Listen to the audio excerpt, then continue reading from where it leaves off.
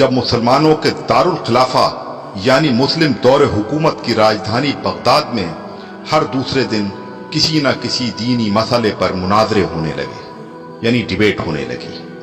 جلد ہی وہ وقت بھی آ گیا جب ایک ساتھ ایک ہی دن بغداد کے 4 الگ الگ چوراہوں پر الگ الگ مناظرے ہو رہے تھے۔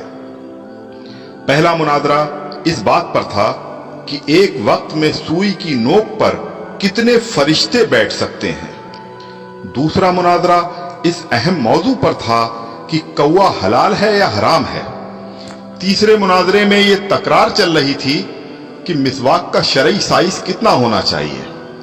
ایک گروہ کا کہنا تھا کہ 1 بالش سے کم نہیں ہونی چاہیے، اور دوسرے گروہ کا یہ ماننا تھا کہ 1 بالش سے چھوٹی مسواک بھی جائز ہے۔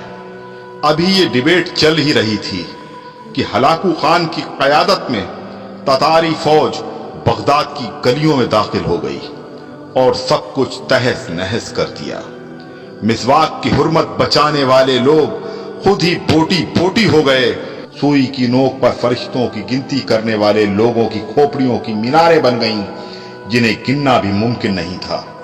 کوے کے گوشت پر بحث کرنے والوں کے مردہ جسموں کو کوے نوچ نوچ کر کھا رہے تھے۔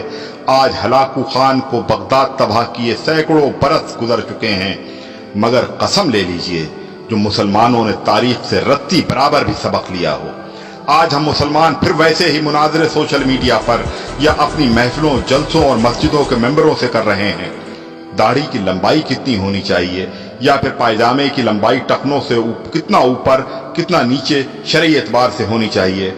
فرقے اور مسلک کے ہمارے جھنڈا بردار صرف اور صرف اپنے اپنے فرقوں کو جنت میں لے جانے کے دعوے کر رہے ہیں، اور دور حاضر کا ہلاکو خان ایک ایک کر کے مسلم ملکوں کو نیست نابود کرتا ہوا آگے بڑھ رہا ہے۔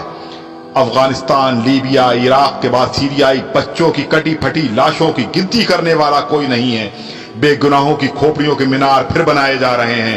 آدم کی نسل کے نوجوانوں، بوڑھے، بزرگوں کی لاشوں کو کوے نوچ نوچ کر کھا رہے ہیں، اور ہوا کی بیٹیاں اپنی عصمت بچانے کے لیے امت کی چادر کا کونا تلاش کر رہی ہیں۔ جی ہاں، اور ہم خاموشی سے اپنی باری آنے کا انتظار کر رہے ہیں۔